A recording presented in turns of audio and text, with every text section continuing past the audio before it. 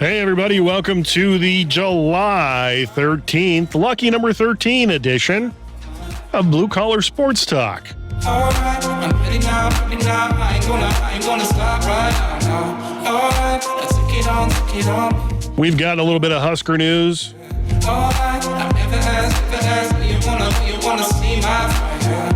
We're going to break down what we think might happen in the NFC East and West. And now here's our show. Enjoy. Hey, everybody. Welcome to another edition of Blue Collar Sports Talk. Daryl here. Morning. James here. We're going to roll right into Husker stuffs. The annual, what they call fan day for the football team is going to be the 30th of this year. And the main reason I wanted to talk about it. This month. Yeah. There's a lot of 30s in the year, but we'll go with this month to leave that little confusion. Is that what I said? The 30th of this year? Right. Okay. Any minute they're just randomly going to pick one. Hey, you just have to be ready. You could narrow it down. I mean, February's not in there.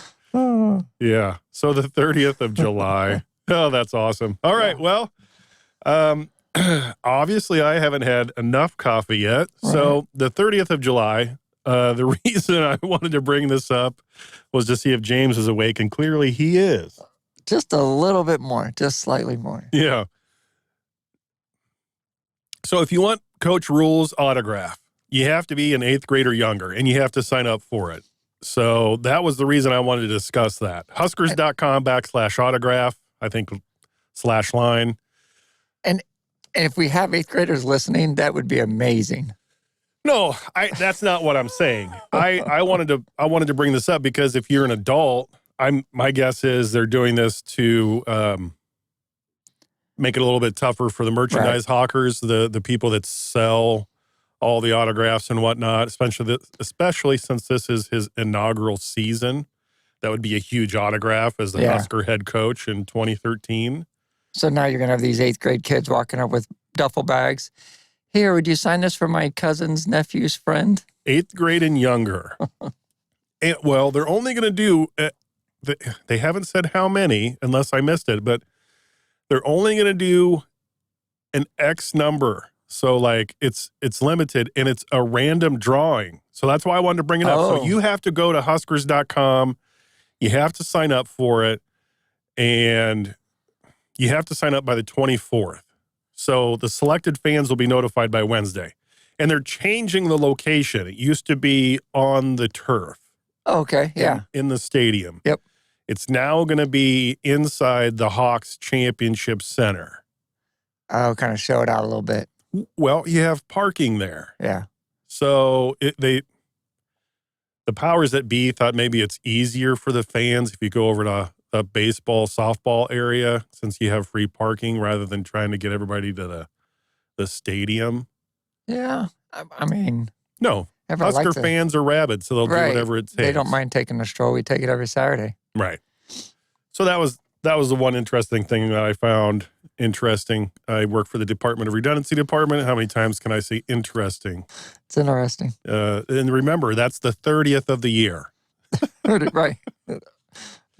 Okay.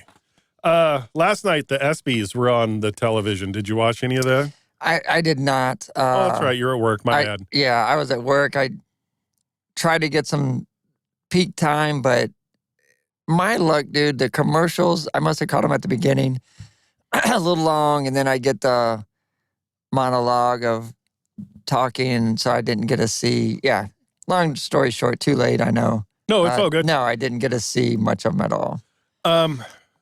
So here's a trivia question. How many Gatorade volleyball players of the year has Nebraska had? Like through overall ever? Yeah. I'll say 3. We've had 5. 5, okay. And our most recent one is incoming freshman. Well, she's currently a freshman right now, Harper Murray. She's with the team.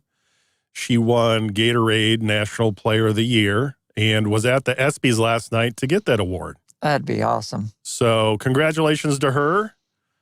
Incoming freshman, plays outside hitter along with Allie Batenhorst. So kudos to John Cook, again, getting some of the Oh, most man. amazing Yeah. players. So a few of the other ones that were the players of the year, Gina Mancuso, Michaela Fecchi, and then Lexi's son. Oh, of course. Yeah. And then also Allie Batenhorst was another one. So those are your 5, along with Harper Murray. Yeah, in the ESPYs, of course, like we said on this show, LeBron is not retiring. He came out and said he has more to give, of course. And then women's national soccer team got the Arthur Ashe Award for endurance and for getting through the equal pay for national sports for no matter what the gender is. So that was pretty good. Heck yeah. And also our countdown to volleyball season. We are... Oh, the Huskers.com webpage changed. It used to have a countdown, and it's no longer on the countdown. 54 days.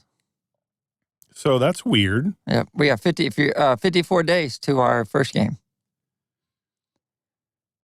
I'm sorry, 49. Crap. 49 days until our first game. My bad math. Bad math. No, it's all good.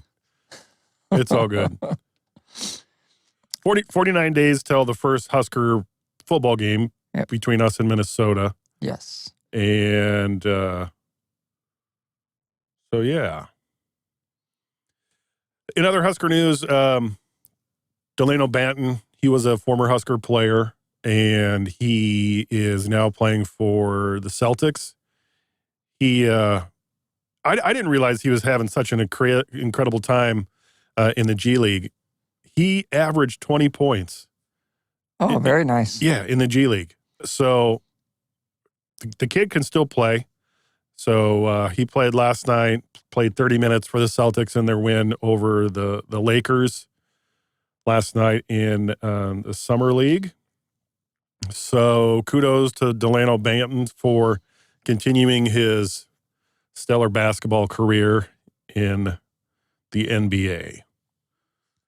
And yeah, the Celtics did have a game last night against the undefeated Lakers in the Summer League and gave them their first loss. Boston's not doing that good in the thing. Top 4 teams go advance. If you guys follow the Summer League, the top 4 teams go on for the playoffs. And no, Boston will not looking to make that. But the Lakers still haven't saw a chance. Denver has their team up there. If you guys remember Chet Holmgren from Gonzaga, who left after his freshman year, a real tall, skinny kid. He's finally starting to play really well his second year. He didn't get much of any time, and with OKC last year, he stayed down in the lower league. He has a very similar, I bring this up because it's a very similar build to Wimby, the guy that San Antonio just drafted. Yeah, Wembanyama. Yeah, thank you. I don't even know if that's the right way to say it, but I'm going with it, man. So I'm kind of wondering if the Spurs might have to do the same thing so he gets... I know he played with man-sized talent over there in Europe, France, but these guys are different size. NBA players are thicker, stronger, and it's going to be a grind for, if he only plays 70 games, if he sits for 12. It's going to be a grind on him. If he's got to play, definitely have to put some meat on his bone. Like I said, Chet's finally starting size up, and he's playing extremely well right now.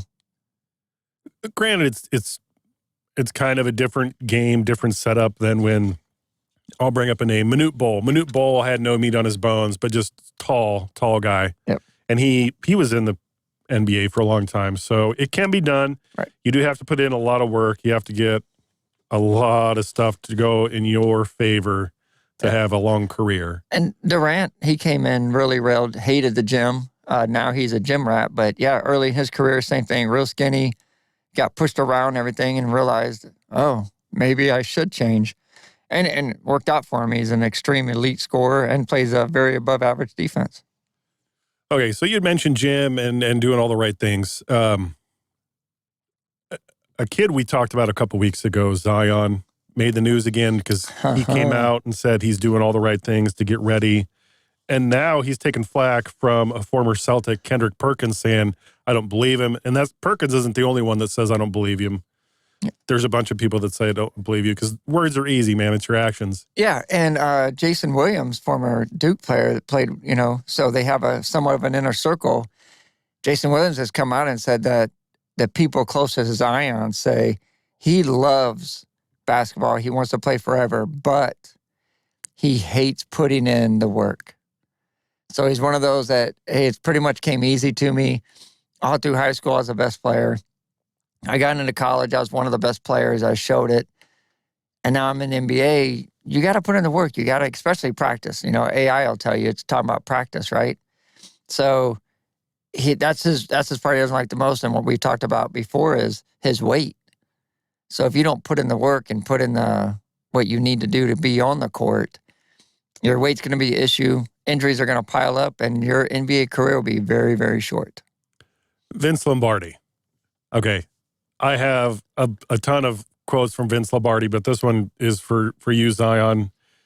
The difference between a successful person and others is not a lack of strength, not a lack of knowledge, but rather a lack of will. So, man, you need some willpower. I don't know what it is you're snacking on, but if you want 10 more years in the NBA. 5. I know. Well, right. I know. I'm throwing long game here. Yeah. Dude, put down the chips. Put down the fries. Get a nutritionist.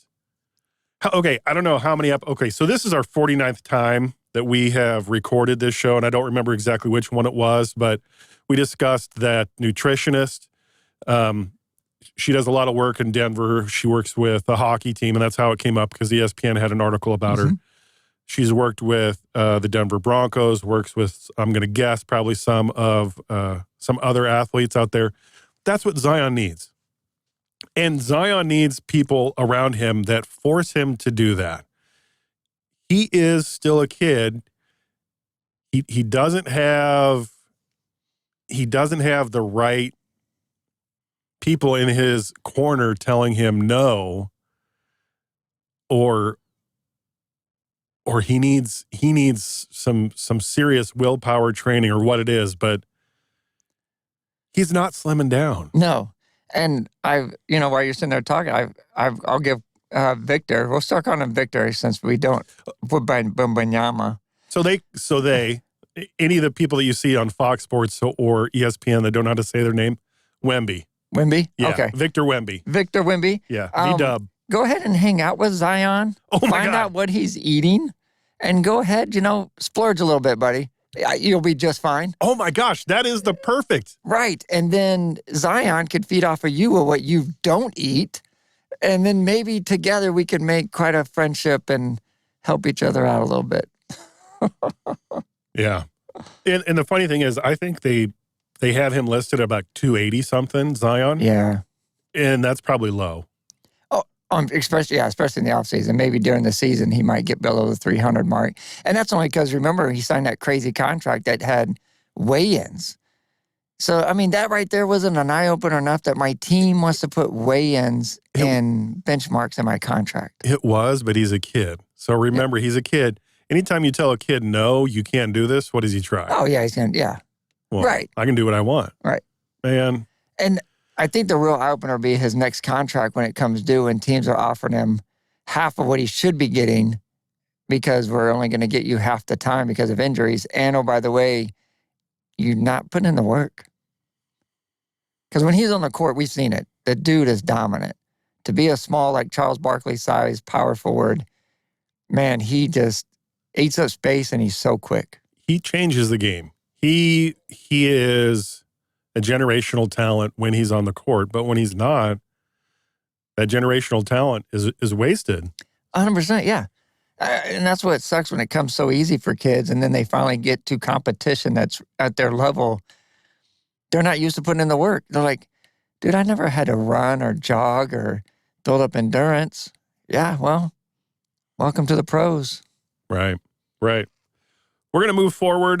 We could probably discuss NBA forever.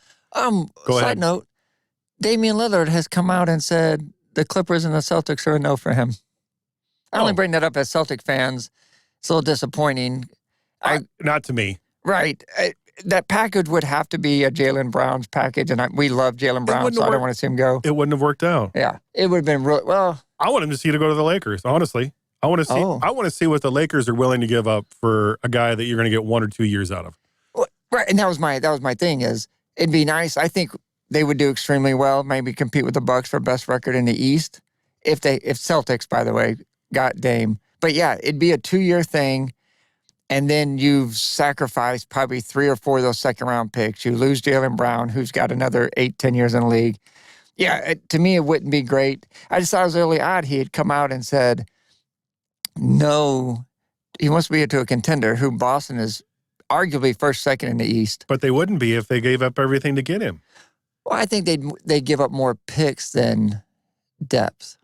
But I think the Jaylen Brown Dame is pretty close to. I don't think Portland gets rid of him. I agree. They're both playing chicken. Yeah. I want traded.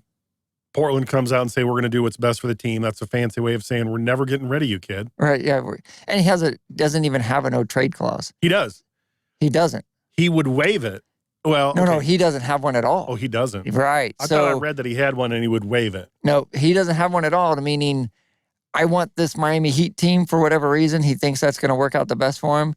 But they said Portland holds all their cards because he doesn't have that in. He's one of the few that didn't put it in there, so they can send him wherever they want. They can send him to the Clippers, and he'd be stuck with them. But I did find that interesting that a contender, especially in the East, was a no. Clippers, they're better than the Lakers, but, whatever. I think he would do great in the Knicks. Oh, I do too. There's so many teams. Okay, I shouldn't say it that way. He would do great wherever he goes, but it all depends on what you're going to give up to get him there. Yeah. And I'm going to use Tom Brady. Tom Brady never asked for the most amount of money. He asked for good money, and that way, when he had got good money, the rest of the team was able to win because they could use that other money that wasn't from the good to the great category on other great players that decided I wanted to win more than add another zero to my bank account when I'm already rich. Right. So with people like Damon Lillard, people like there's so many players out there that just want the stats and just want the money. Yeah, I need max contract because Right. I am, yeah.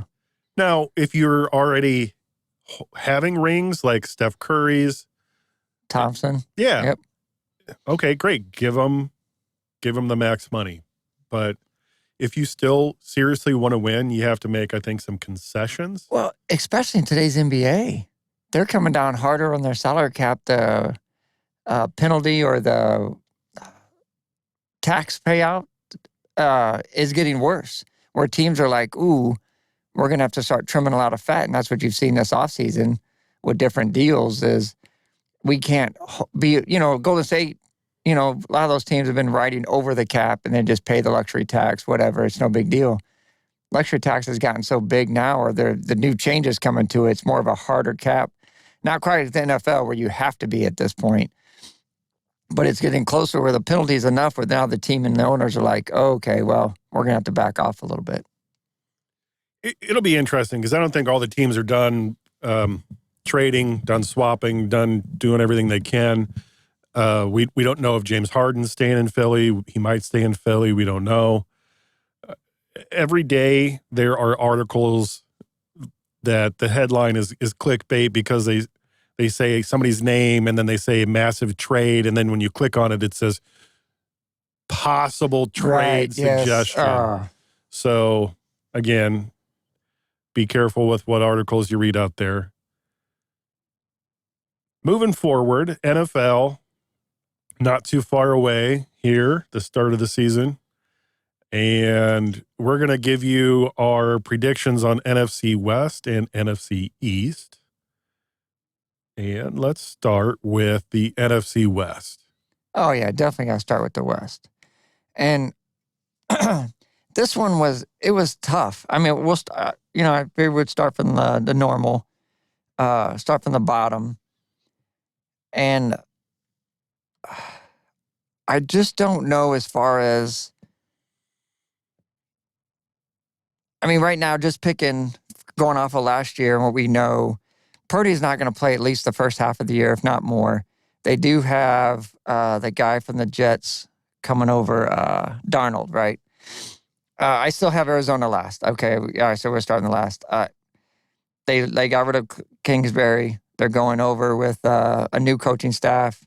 They also obviously still have their quarterback, whose name escapes me right now, for Kyler Murray. Murray, thank you, who lost DeAndre Hopkins. So I thought Colt McCoy did extremely well when Murray was out. He's 30-plus years old, though. I think the biggest thing wrong with this team is a very mediocre running game, even when you add in Kyler Murray. And they really don't have...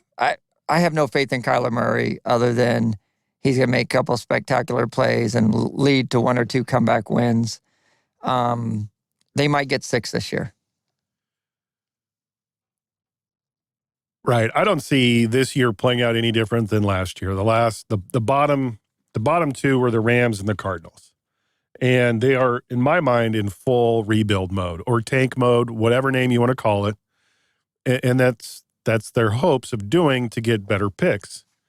So the Cardinals could maybe get one more win than the Rams. They have the Eagles' former offensive coordinator as their new coach, Jonathan Gannon. So he was really good for the Eagles, getting them great game plans on offense. But moving from a coordinator position to a head coach position, right, sometimes is a wake-up call. Sometimes it's a great, smooth transition. So with having the issues that you still have with Kyler Murray wanting to be somewhere else, and maybe that was just him butting heads with their former coach.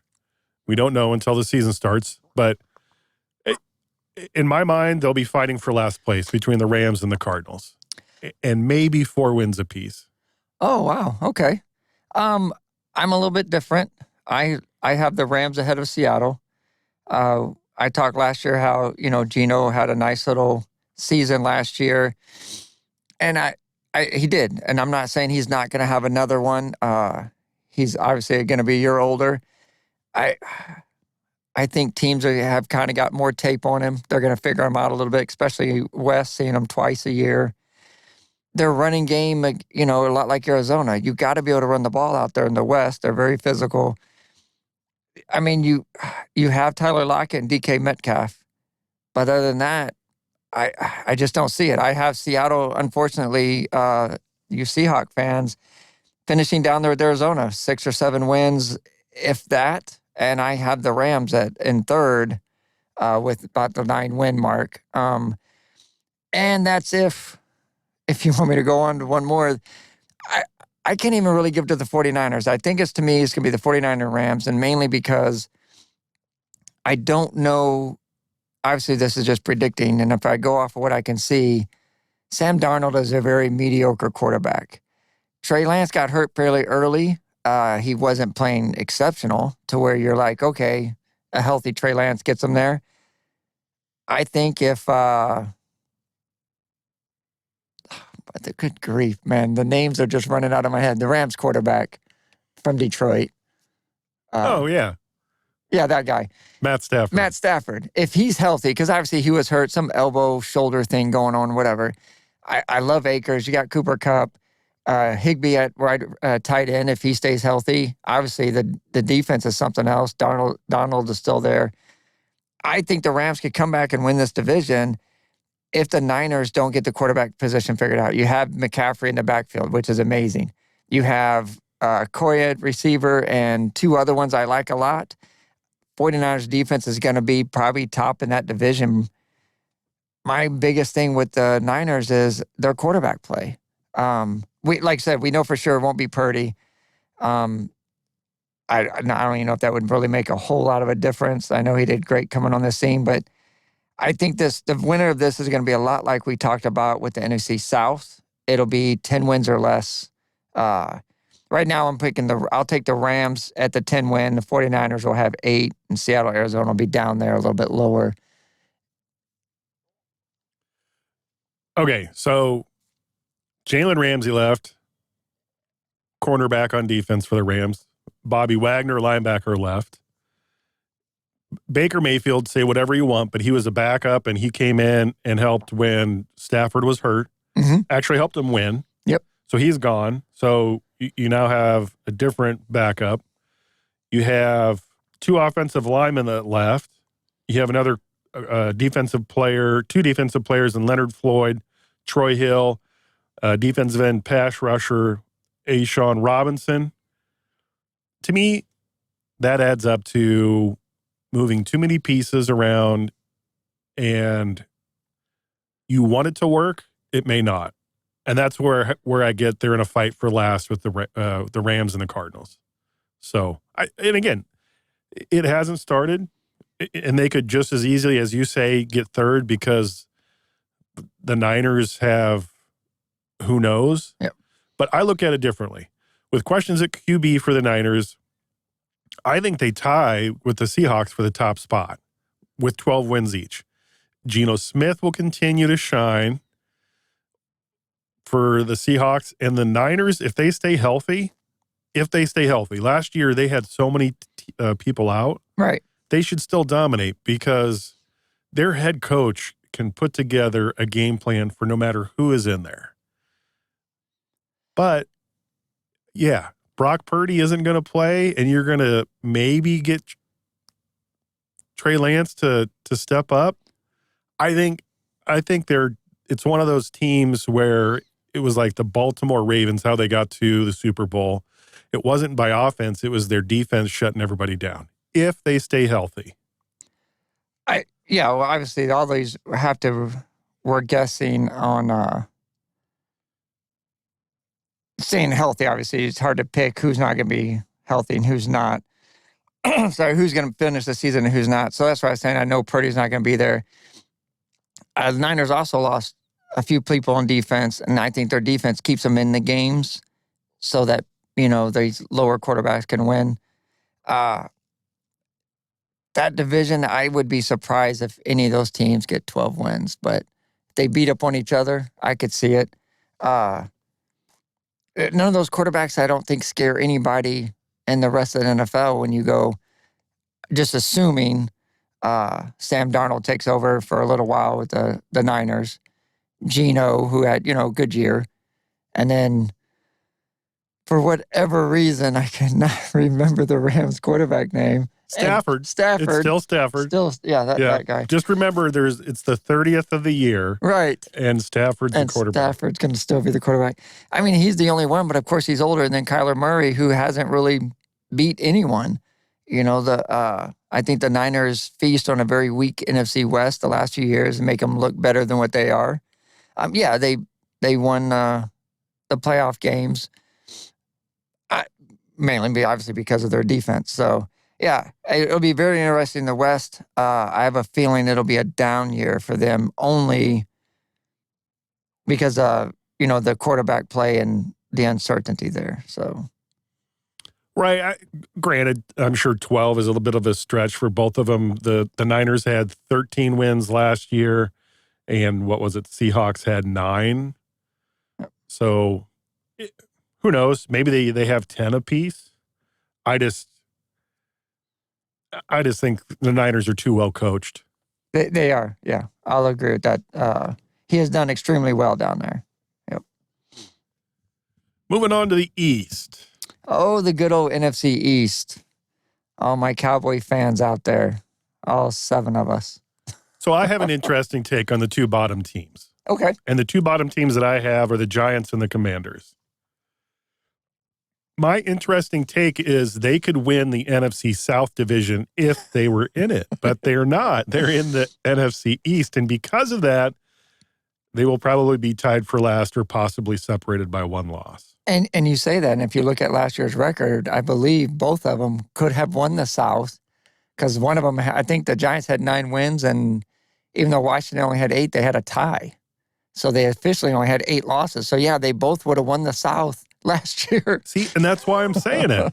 So I'm guessing that, again, that they both win 8 games apiece, and that would have either had them second or First. the 9 wins for the Giants, that would have had them first. Right. Okay. So that's where I'm guessing that they both get 8. But Okay, so Eric Bieniemy for the Commanders, is he going to show that he was the reason the Chiefs had so much success, or it's going to show that Coach Reed helped Eric Bieniemy look good as the Chiefs offensive coordinator? Either way, without Tyler Heineke as your QB, the Commanders are going to look at their inexperienced QB Sam Howell, and he's probably going to frustrate his offensive coordinator more than frustrate the NFL defenses. They did pick up Jacoby Brissett. I liked him a lot with the Colts. He kept them above water for the most part. They might, I think, go with Sam Howell after a little bit, but I think Jacoby would start the season. My only thing with Bieniemy, I got lots of love for him, and I hope it works out because, I'd like to see him if he makes the head coaching job. He doesn't have a lot of work with there on the offensive side of that tip ball. I mean, well, one, you're looking at Jacoby Brissett, and like you said, Sam Howell, those are two quarterbacks. Very unproven. And he's not a quarterbacks guy. He's a running back guy, right? Or Minnie was a running back. So Antonio Gibson, really, really good running back, did well. Brian Robinson, another one that ran well for them. But also the other side of that at the Chiefs, he had Mahomes. Mahomes Right. can make any offensive coordinator look good, even if every play that the offensive coordinator called wasn't ran. Yeah, right. And that's what I'm saying is, As soon as the snap takes place, Mahomes is like, well, I'm changing it because here comes the linebacker or here comes a cornerback blitz, and I'm going to extend the play for another 7 seconds and get somebody deep or coming back. yeah. And all that shows up as yardage. So, and Bieniemy and Reed gets credit for yards per game and points when 70% of those plays were Mahomes improvising. And yeah, that's what I was getting at is Sam Howell and Jacoby Brissett aren't going to extend those plays 5 and 6 seconds, maybe 3 to 4, but that 5 and 6 seconds is not going to happen. So he has, like you said, it's really going to show him out if he can get this offense to move the ball with what he has to work with. So yeah, I have him in last also, but not a terrible last. Yeah, I agree. It'll be 8-9 wins. They'll be there in a lot of games. Their defense is very respectable. But unfortunately, playing Dallas and the Eagles twice and splitting with the Giants, there's 5 losses right there for him. Howell played in one game last year. Played one Right. game. In 19 attempts, had 1 touchdown and 1 interception. He's a Not 6 bad. foot, right. He's a 6'1" quarterback. Anymore, if you're not above 6'3", I mean, he's no Doug Flutie who comes in at 5'7", Drew Brees. and just throws the rainbow arc pass to just near perfection. But he's not tried, true, and tested. With that being said, the kid can sling it. In North Carolina, every season he was there, he threw for over 3,000 yards. In every season, his percentage was above 60%. Yeah. He has a strong arm. He does. Very strong arm. But college defenses are not as No. fast. Yep. And I just don't see him getting it done. So moving out of the cellar, or moving away from the cellar with the Giants and the Commanders, the next one up on my list are the Cowboys. Oh, wait, let me go back to the Giants real quick. Go ahead. On the Giants, I know a lot of people, if you're wondering about Saquon Barkley, they have till Monday to sign him. Doesn't happen. Right. And I don't think it matters. In my mind. Yeah. And that's what I was going to get at is if they sign him or don't sign him, or if he plays on the 1-year franchise tag or not, if he sits out or not, it doesn't change my pick. With him, it doesn't move him up. Without him, it doesn't move the Commanders ahead. I think the Giants are a solid third-place team with 1 or 2 more wins than the Commanders. If you look at the stats going back to last year, I don't have them up. I'm just going to go kind of what I remember. Your months that everybody's the month push is the end of November, all of December is when you want to win your games to get ready for the playoffs. Barkley didn't carry the ball 20 times in any of those games to end the season. I think he had 2 18-carry games, both against the Commanders. Neither one of them were 100-yard games. He did not have 100-yard games in the last, I think, 7 or 8. I believe he finished 7, 8 games without 100-yard games. And what I'm getting at is it's not really Saquon's fault. It's more the Giants' philosophy. They love Jones. They're going to let him throw the ball a little bit more. This is a pass-happy league. And for you Giants fans, yeah, he's a great talent, but you have to realize this is a passing league. No one wants to give Ezekiel Elliott type money to running backs anymore and handcuff them. They rather go with what they have or bring in another guy that's a little bit cheaper than paying Saquon 10, 12, 14 million a year. Look at Dalvin Cook. He is still out there shopping himself around. If Saquon decides to sit, he'll sit. I mean, if they work out a long-term deal, good. If not, anyway, it's not going to affect the Giants' wins or losses, I don't think. They have a very solid offensive line, very underrated, in my opinion, on both sides of the ball, actually. The only reason I don't have them finishing second in the East is because the Cowboys and the Eagles are 2 or 3 steps ahead almost at every position. I mean, their offensive line, the Giants, I would say rival Cowboys and Eagles as far as talent.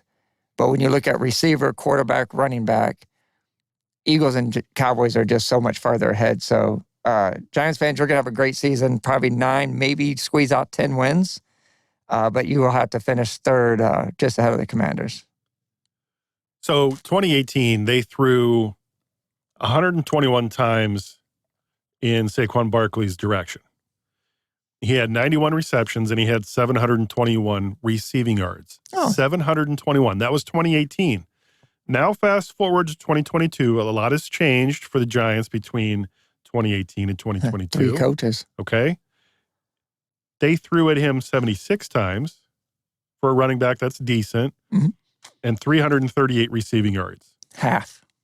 Both seasons as a running back, he had 1,300 yards. The 18 season and the 22 last year's season. His average dipped. In 18, he had 5 yards a carry, and 22 was 4.4 yards. So that's still a great average. Right. It just took him approximately 34 more attempts to get to that 1,300 yards in last season. And if you look at just say 16-game season, we won't do 17. That's not even 100 yards a game, And to me, say you miss 2 games for injury or whatever, I get it. But to me, the running back number, for me, a magic number was always 1,500 yards. If you wanted to be a successful, lead the league or be a dominant guy, Adrian Peterson, Devlin Cook, whoever, Zeke, you got to get to 1,500 yards. The magic number for me doesn't have anything to do with averages, doesn't have anything to do with yards. It's fumbles and fumbles lost. So in the last 5 years, Saquon Barkley has lost 1 fumble. Very nice. Giants, you're being dumb. Pay the guy. Move forward. This guy protects the ball. What else do you want? 1,300 yards, 4.4 yards a carry. He can catch.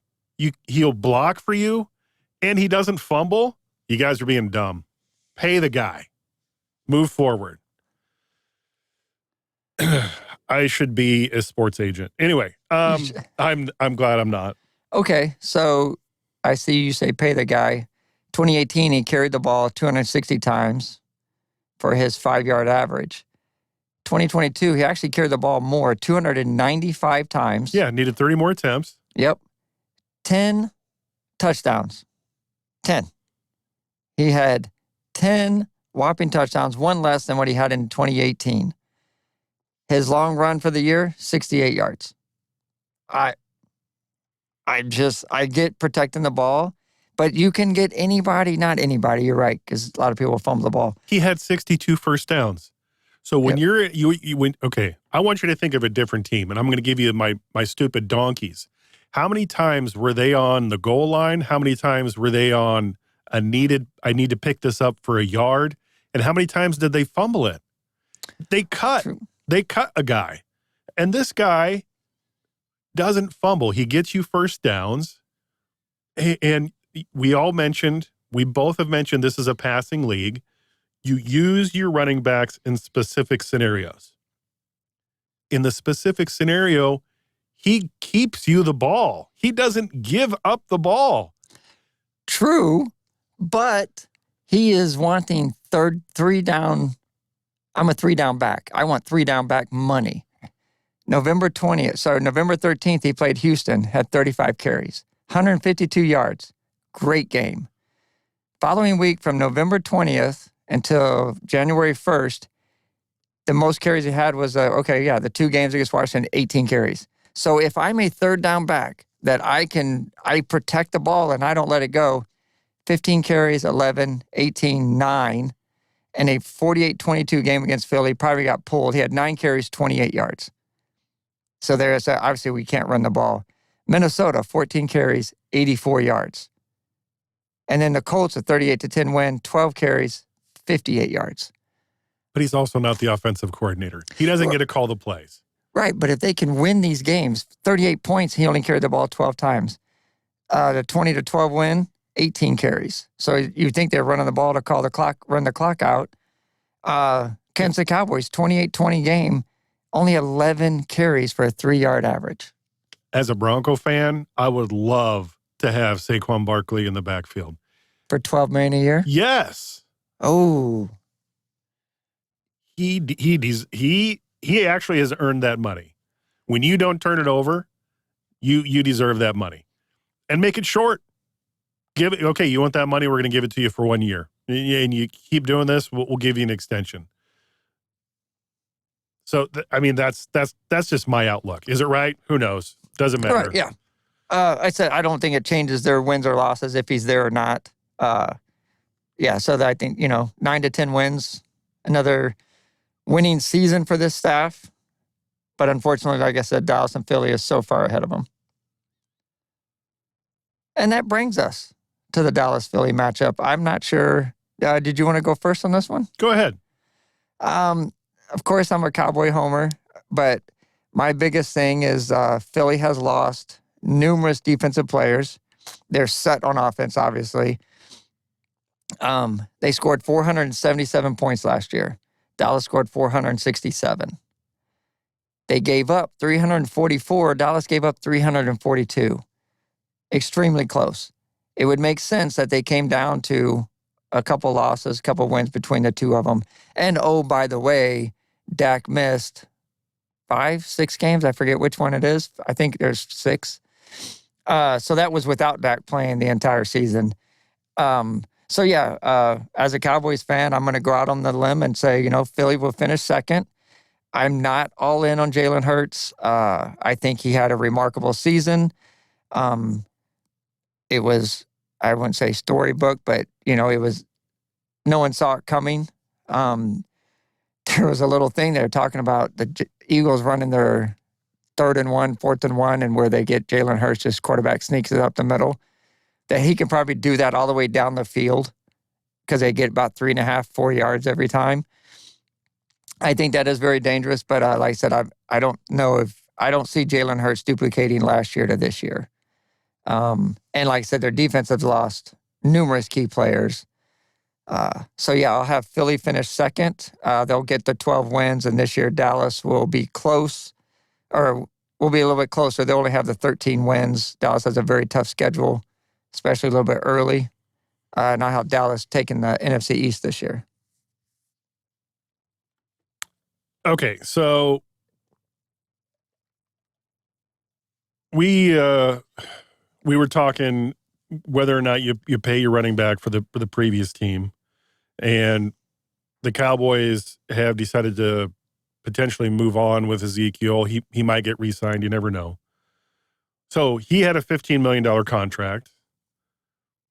Todd Gurley had a $14 million contract with the Rams. Le'Veon Bell had a $13 million contract. You don't hear his name anymore.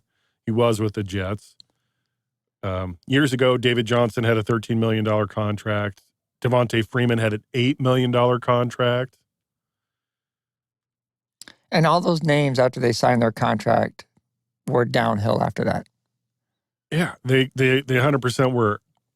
In my mind, I don't see that happening with Saquon Barkley. Now, currently, Christian McCaffrey has the top running back contract at roughly $16,000. Behind him is Alvin Kamara with 15. Now, even a Derrick Henry, who I think is amazing, he's at 12.5. Yep. Now, here's two that surprised me. Nick Chubb is at $12.2 million. And Joe Mixon with the Bengals is at $12 million. Yep, and both those capitalized on great rookie seasons. And this is before teams are like, you know what? Because like I said, I think Mixon's at the last year of his contract, and Chubb should be one more year left, or this might be last year also. So I think that those contracts are going to go away, I believe. So in the next kind of tier down, you have Aaron Jones at $11.5 million, and then you have Tony Pollard, the Cowboys, and also Saquon Barkley, and they're making currently $10 million. Right. Okay? So the difference between 10 and 13 is not that much. No. So if you want to have a happy player, keep the contract, maybe add a couple incentives. Thank you. Get him to that $13 million. Show him, hey, this is the $13 million to get him there. But show him that. Get him that. Hey, you can do that. You're part of a winning team. You're important to us. But the NFL has decided we're moving away from the running game. You're kind of important. Maybe we can get you more passes. And that's where Alvin Kamara has really shined, I'll say, in the contract area because he's willing to do other things. He also had the extreme luck of having a quarterback in Drew Brees. Oh, goodness. Yeah. So now Tony Pollard is hurt. Will he have the same effect for the Cowboys when he comes back? We don't know. And also you don't have Kellen Moore. So that was a long build-up to, I think the Cowboys fall off a little bit, but they are still talented enough to win 11. Yeah. I hear on the Pollard. I love Malik Davis. He'll be coming. He was a rookie last year. He had some really nice runs. I liked him a lot. I have a feeling the reason that they're not going to sign Zeke has a lot to do with Malik Davis. They brought in Ronald Jones from the Bucs, which we know about. I think he might be one of those forget free agents where they're like, oh, I totally forgot we had him. I think it's going to be the Malik Davis Pollard show. Just right where you're saying, yeah, we don't know exactly how healthy Pollard comes back. Luckily, it wasn't an ACL injury. It was just a broken bone injury. And honestly, with as talented of an offensive line that the Cowboys have, I think you could plug in any of the top, I'll say 27 running backs in the NFL right now. Easily. And they will have just as good a season. But Pollard gives them that little extra, and that's why they kept using him over the years a little bit more. And every time I watched Ezekiel, he wouldn't hit a hole. He would hit the pile. Right. He would run into the back of his blockers rather than do an extra cut. And I don't know why he would do that. Yeah. But at the same time, he got him a lot of first downs. Yep. And my biggest thing with Zeke was kind of like with Saquon Barkley. Eventually, you're not be able to break it to the outside, but you can still make a cut and get through the hole over one than what the ones that's all plugged up right in front of you. But you have to break a tackle. A lot of the running games, as running back coaches tell you, if you break one tackle, that's 2 or 3 more yards. So Zeke stopped breaking that one tackle and was, obviously we see his career average went down, right? My whole thing with the running backs is teams are looking at, we can get them out of the college, have them 3 or 4 year cheaper deal thing. And if they're willing to take 9 or 10 a year, we'll sign them. But when they want to push the 12, 14, 15, Christian McCaffrey, Kamara is the difference because they can still catch 300 passes. That would be a lot of receiving passes. They could still catch 80 to 90 passes out of the backfield for 500, 600, 700 yards. McCaffrey's amazing out of the backfield. Kamara the same. It'll be interesting to see with the Saints how they use him because it seems like Kamara has been a little injury prone lately. But yeah. But also his role's changed. You don't have the guy in the backfield with you in Drew Brees. And so your role has changed and you're at sometimes running for your life. Yeah, you're more of a running back and not the throw pass happy team. Yeah, that's what I was saying is, he's still got to be on the field. And on the flip side, we have, you're reading the stats there, Saquon's targets, not even the amount of passes he caught, amount of targets have went way down.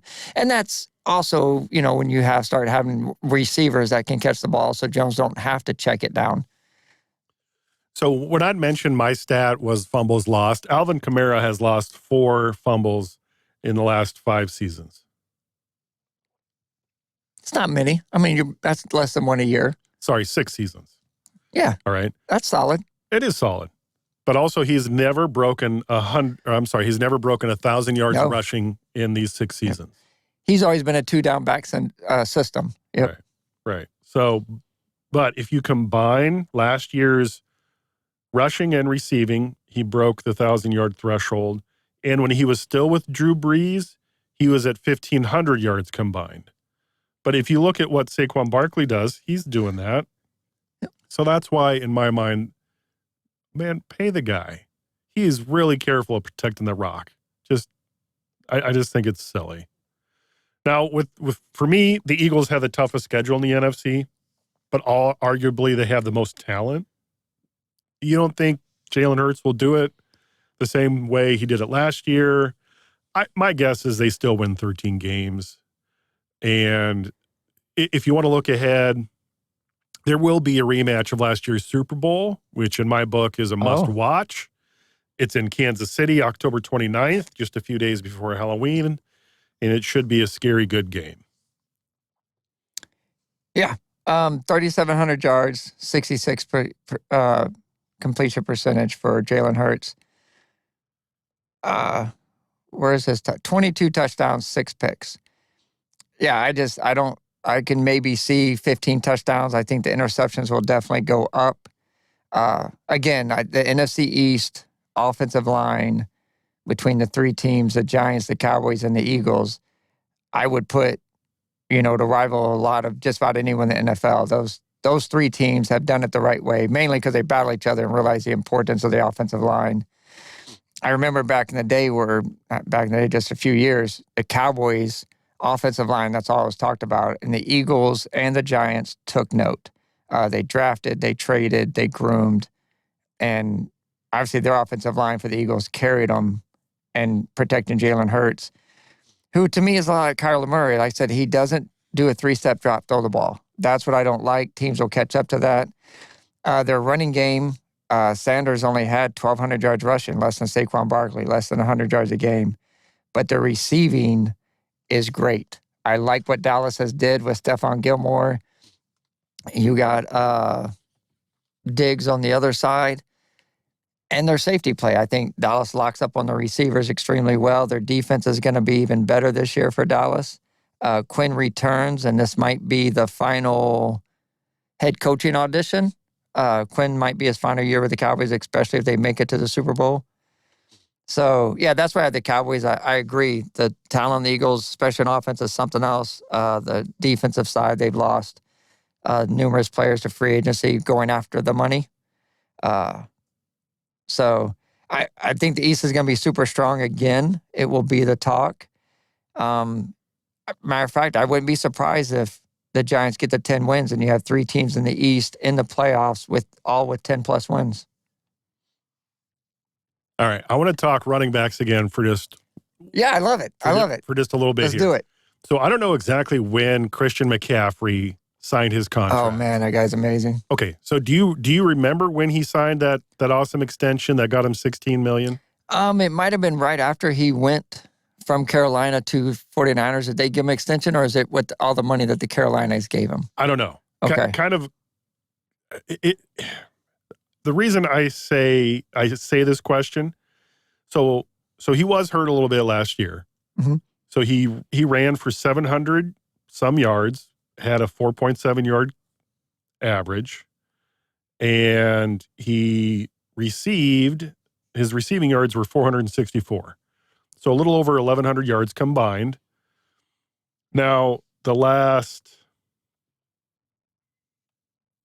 and that doesn't even include his rushing and receiving yards in Carolina. So if you combine those, it was probably closer to 1,600 yards. But the year prior, he had not even 500 combined yards, The year before that, not even 300 combined yards. And it was the year before COVID started. 2019 is when he had over 2,000 combined yards. So that's my guess, is when he signed that massive contract. It was 2019. That's my guess. I don't know for sure. I could do a quick search, but he had over 1,000 yards rushing and 1,000 yards receiving. So playing into what you said, once they sign that contract, it diminishes. But he was also hurt. Right. In 2020 was a weird year, so I'm not even going to count it. 21, so he had 400 yards rushing and 300 and some yards receiving. So he has 4 years remaining on his contract. He'll be a unrestricted free agent in 2026. So that being said, so he must have just signed this contract when he went to the 49ers. Yeah, and it looks like what you're saying as far as the injuries did hurt him early at Carolina as far as being on the field. He's still, to me, one of the biggest dual threat guys, right up there, Deebo Samuels and Cordell Patterson, as far as running and receiving. I have him 2 or 3 steps ahead of Kamara and Aaron Jones. So he signed this with the Panthers in 2020. 2020, okay. 4 years, $64 million. He was still with the Panthers. And in 21, he would have earned a guaranteed $8.1 million. Yeah, average salaries looks like $16 million. Total guarantee would be $38. Okay, so I bring this up because he has, and again, it's getting back to my key stat, losing fumbles. Oh, okay. And fumbles. He's lost 2 in the last 6 years, which is nothing almost. Right. I mean,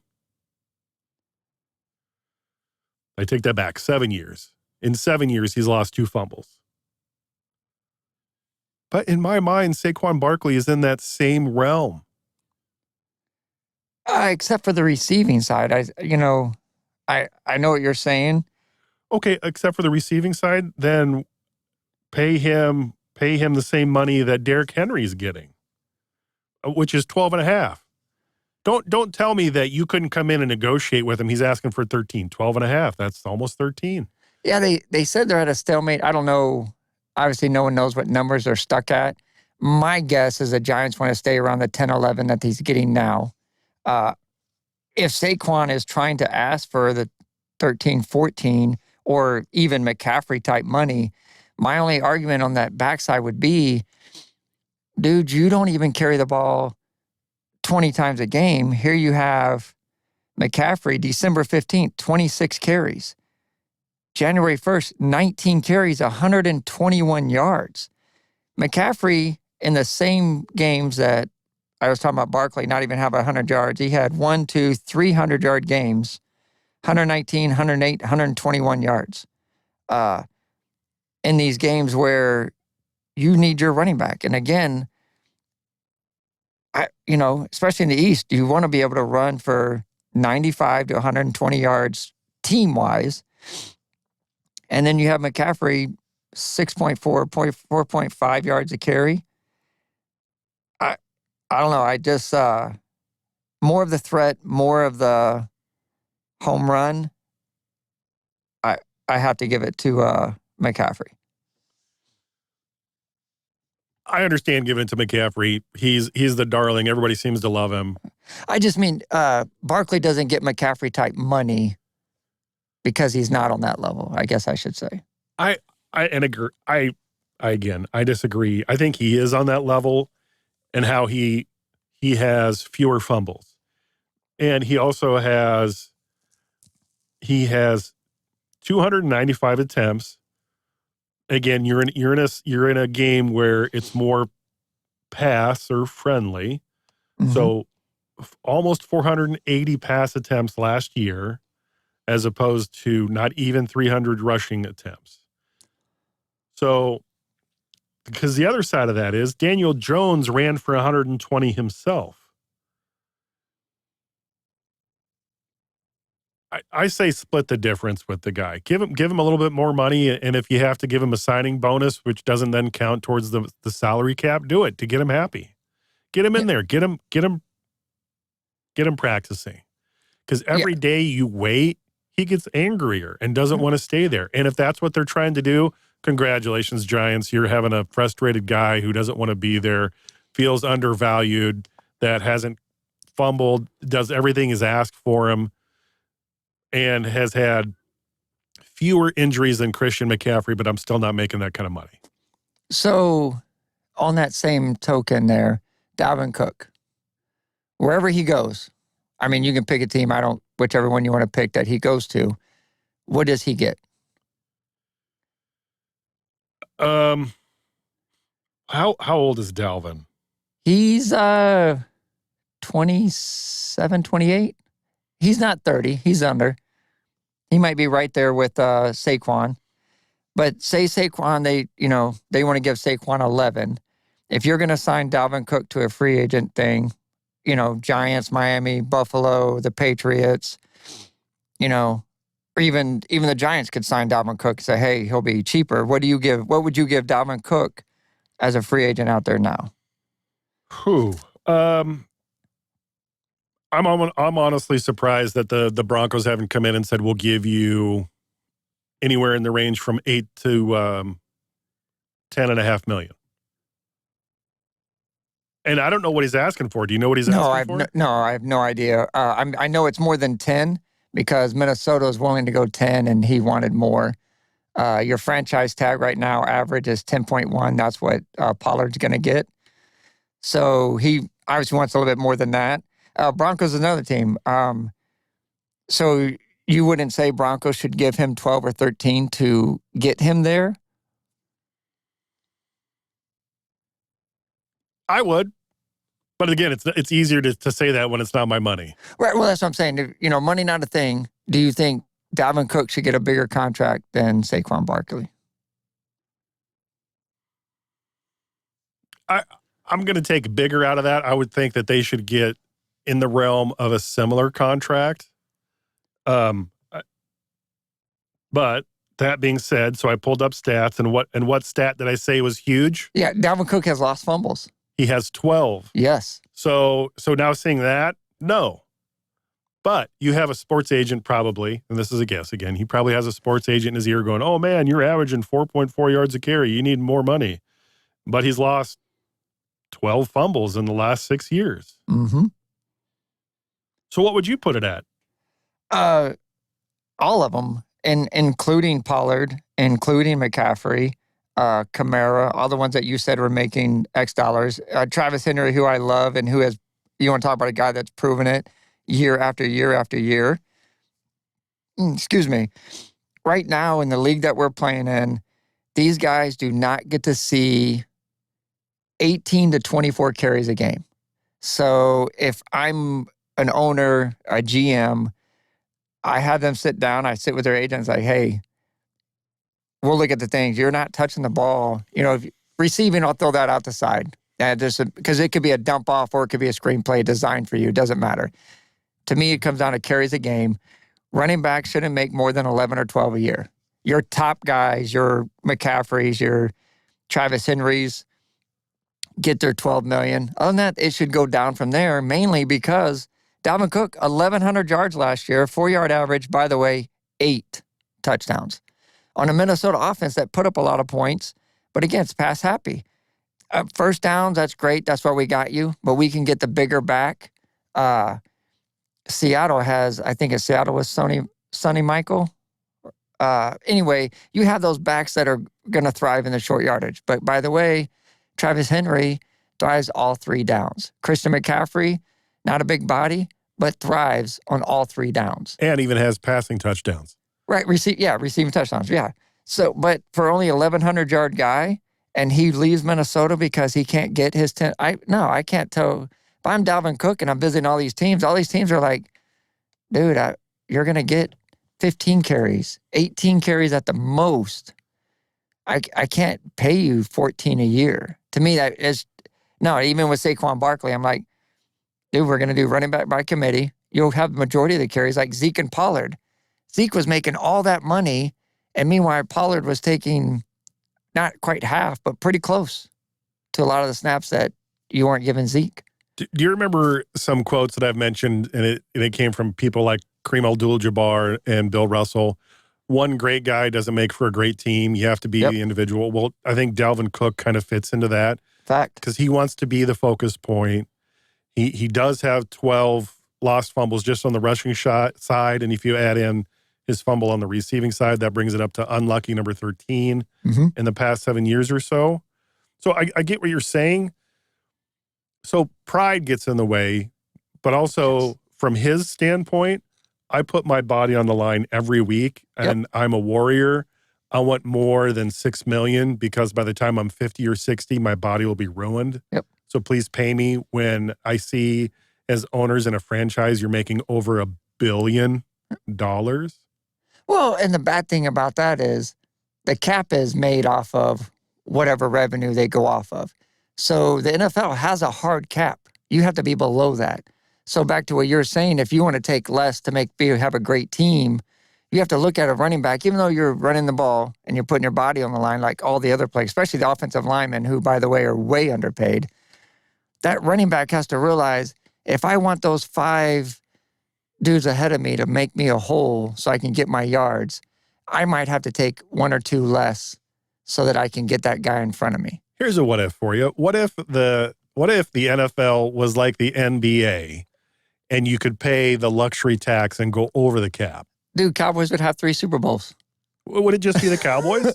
No. There'd be other teams, but And I don't necessarily know if that would be true, but I'll play into that. Yeah, you never know. It could be the Niners. They have enough money. Look what Jerry did with Jimmy with no salary cap. You brought in the prime times, the Charles Haleys. You were able to keep Michael, Troy, Moose, Emmett, because there was no cap. Think broader. Don't just think Dallas. Think of all the other teams that could spend and not have to worry about the cap. Okay. Who of all those teams, to me, it's small. Patriots don't spend. Denver does not spend. Seattle does not spend. You can know this because of the free agents that have left, right? The teams willing to spend, Cowboys, Eagles are willing to spend. The Rams. Niners. Willing to spend. Niners are iffy because I forget those brothers, the owners, they also let guys go. I mean, Jimmy G went with the younger, newer quarterback. I don't know how they would get rid of him when he was doing their thing. Numerous defensive players have left the 49ers because they didn't want to put out the cash. Minnesota doesn't spend. Green Bay, kind of. But the Bears, they don't spend. They let the guys go. So to me, I think the Bills would spend. Cincinnati's, they're coming around. Maybe they spend, but I don't think that they do. But you have those owners that, hey, I don't care, we're going to spend, and here it comes. Does Miami? I don't know. The Titans, I don't know. They haven't really, you still keeping Ryan Tannehill as your quarterback, haven't made no big free agent splashes. So some of those teams, I don't know if they spend. But yeah, to me, it'd be Cowboys, Eagles, Rams for sure. They all like to spend the money to bring in the talent. They make the free agent splashes. Over there, does even Kansas City, they gave Mahomes all that money, but they let Tyreek Hill go. They let one of their best offensive lines go this year. They lost a defensive lineman. And, well, the running backs don't count because they got in trouble and they, obviously wanted to separate themselves with their running backs. So, yeah, I think it's very limited. Okay, this is a salary cap. This is a salary breakdown. I almost said cap. This is a salary breakdown in the NFL as of 21-22. Who do you think is the top? There's no cap space left? No, across how much money did they spend across every single position for 21-22? Who's the top? Who spent the most for all salaries? Oh, I'm going to guess it'd be Eagles or Kansas City. Tampa Bay Buccaneers. Oh, the Bucs, huh? $304 million. And you're on the right path. Dallas Cowboys were second with $297. The Colts were third, $271, tied with the Browns. The Niners were at $270. The Bills were at 263. The Eagles spent 258. The Ravens were 255. So a lot of these teams are spending a lot of money. Right, but that same owner has to be willing to pay a luxury tax if they go over. The Falcons were the least at $199 million. And they look good. I think they did a lot of good moves. And the Giants spent $246 million. Yeah, they signed, Jones got his money this year, so that was a big chunk of change. Okay, so that is roughly, that's $60 million that they saved, the Giants, as opposed to the Tampa Bay Buccaneers, from $304 million to $246 million. Granted, I rounded there. So in that grand scheme, if you can get a player to play happy and all it takes is $2-3 million and their decision is no, so either another player can have it or someone else won't have it. I get it. It is a business, but what would it take? And we're spending a lot of time on Saquon Barkley. Right. Because I think he is a generational talent. He hasn't missed a whole season. He's missed some games. He's missed some games. He can get hurt, sure, just like anybody else. But the dude is pretty stout when it comes to putting up similar stats year in, year out and not giving up the ball. I totally agree. The only my thing is, like I said, with all the running backs, I don't care who it is, the top guy in the league or the bottom guy in the league. They're just not used enough to where they're the game changer. You know, like I said, Dallas has Malik Davis come in as a rookie when Zeke was hurt, made several nice runs, several nice plays. No one even blinks an eye. The Washington Commanders have running backs that no one really even knows coming in, making plays week in and week out. The Bills don't even have a real running game. The Chiefs don't even have a real running game. By the way, Super Bowl contenders, correct? There you go. Commanders spent $231 million. And the Chiefs, where do you think the Chiefs were at? Oh, well, they had to get a few guys, so I'll say 220. 243. Okay. Oh, wow, up there. Yep. But again, they had to replace a few guys they let go. But again, their running back, look at the two teams in the Super Bowl last year, Eagles, Chiefs. I don't think their guys rushed for more than 1,100 yards. I think Sanders was their leading at 11. And I don't think that Hilaire guy for Kansas City even had 1,000 yards. So teams are making to the Super Bowl without 1,500-yard backs like it was earlier. So to me, none of them are worth more than 10 to 12 million. I'll say 12 at the most. The salary cap for NFL is $224 million, separated between 53 players to keep you under that cap. So when you have a quarterback that's going to take $40 million a year, you have a wide receiver that's going to take $15 to $18 million a year, you have your offensive line. When you get to that running back and you're like, okay, does he make us 4 wins better? Does Saquon Barkley, does Dalvin Cook, does Kamara, does Christian McCaffrey give us 4 more wins with him in our backfield? That's what I would look at. If you put Saquon Barkley on the Eagles, yes. If you keep Saquon Barkley with the Giants, no. I think that if you would have put Saquon Barkley with Brady his last 2 years, would have helped out the Bucs tremendously. Because I think Saquon Barkley is just a little bit better than Leonard Fournette. Yeah. And yeah. Jeez. If you would have had Saquon Barkley with the Niners, he's different than Christian McCaffrey. He's different. I think the Niners would have figured out a game plan to use him. But I mean, the guy's money. Will he get that? No, because I think all the experts are telling him, "Hey, man, you're lucky. You're going to get 10. You're lucky. You'll be lucky to get 10 because everybody's telling him you might get 6 or 7." You know, like you said, though, give him the 10, give him 11, but then you put the incentives. You play all 16 games. You hit the 1,300-yard mark. You hit the 10-touchdown mark. Here's an extra 500. Here's an extra $1 million, right? make those incentive-based contracts to where, they have a reason. They should have a reason to play every game, but to stay healthy, stay in shape, do the stretches. Don't be pulling hamstrings out 2 or 3 games because of a hamstring pull or a calf, tightness, turf toe. To me, the running backs, if you want to give them those contracts, go ahead and then put the incentive on the other side of it. But on the flip side, the running back has to tell them, okay, hey, I want at least guaranteed 15 carries every game unless, whatever happens in the middle of the game. But don't pull me and have this other guy steal my carries because you don't want me to reach my contract, whatever I just said. So, yeah. And right there, if you're, okay, hey, if we're going to make it incentive-based, don't make me fall short of my incentive by cutting my carries. Let me get those carries, and I will win for you. I agree to a certain extent, and I unfortunately see both sides. As a business, you want to make the most amount of money. As a player that's out there helping you get that money, you want to get the most amount of money. Right.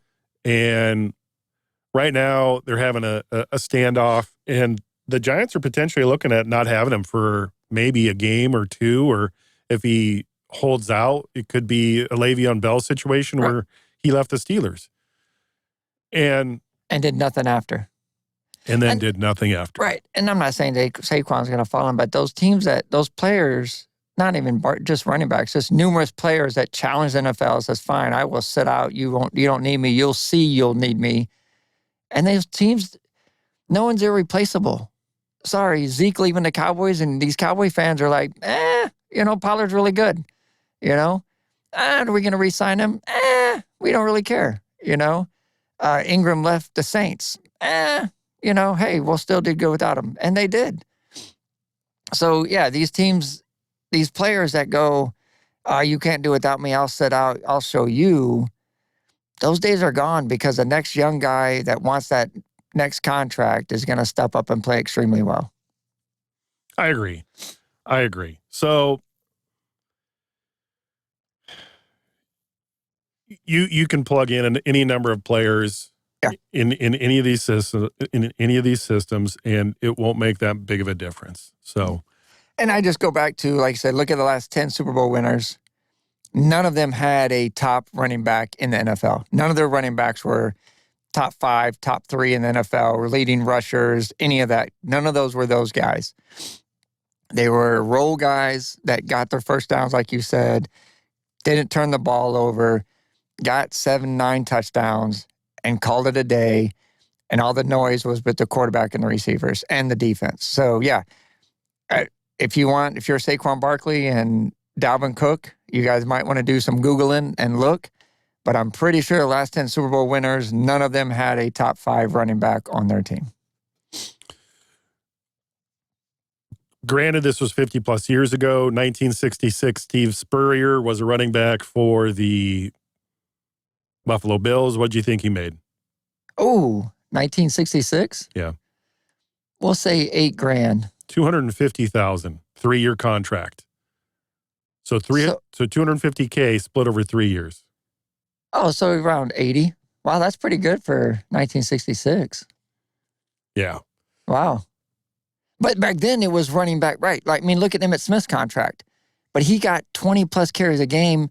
Not only that, 1,600 yards a season. Walter Payton, 1,500 yards a season. Barry Sanders, I mean, like I said, that had to be, if you weren't almost 100 yards a game, you were looked at like, dude, you're a scrub. Nowadays it's, give me 80, we'll smile. Yeah, okay. So in comparison, $250,000 in 1966 money is about $1.5 million, maybe, somewhere in that range. So after Spurrier, they had a guy by the name of O.J. Simpson. Oh, I've heard of him. Yeah, most people have. Yep. And he got somewhere in the ballpark of $350,000, which is about $2 million in today's money. And when you watched him run, especially in his prime, it was unbelievable. He carried those Bills. Right, and that's what I'm trying to get at. So he carried the Bills, and he got $2 million in today's money. Right. And these guys are upset about not getting 13 and being upset that they're only going to get 6. That being said, I don't disagree with them. Right. The money is available, but then someone else on your team doesn't get paid. Right, and that's why I don't know if the money is. I think the cap is hurting it. But again, we can go on. Next week we'll have to do because we've got to pick our division winners to Super Bowl. So we'll work on that next week. We just had the All-Star game go on. So of course we got a couple baseball things. Most of the days in sports, it was the Wimbledon All-Star game winners and losers. Found an interesting thing. And today in 1979, Nolan Ryan and Boston Steve Renko, which, I have no idea who that is, both had no hitters going into the ninth on the same day, 2 different games. Both of them lost their no hitters with an out, 2 outs in the ninth inning, but did on going up to win the game. So they got the win, but I thought it very interesting. 2 guys, no hitters at the same time on the same day, lost in the ninth inning, and their team still got the win. Then we go to, it is Wimbledon time. I don't know if anyone's following it. It's tough, I know. But Kevin Anderson of South Africa played John Isner in 2018. I don't know if you guys remember this. I do. The longest semifinal, one of the longest tennis games ever, 6 hours and 36 minutes. Give you guys kind of an idea of playing tennis for 6.5 hours. A round of golf walking takes about 4 hours, roughly, if you're in a foursome. They played tennis for 6.5 hours, which I was like, oh my gosh, could you imagine the legs after that game? So flip it, 1 year later, 2019, Simona Halep beat Serena Williams in 55 minutes. So you have one extreme from 6.5 hours of a game to finish. And then the very next year in the women's tennis, you have a game that finished in less than an hour. And that was in the final. That was a championship game. So, wow, those poor guys bought those tickets expecting a real big boom, especially with Serena Williams in there, and it was over in an hour. And you're like, well, what am I going to do the rest of my day? Expected to be here for 3 or 4 hours.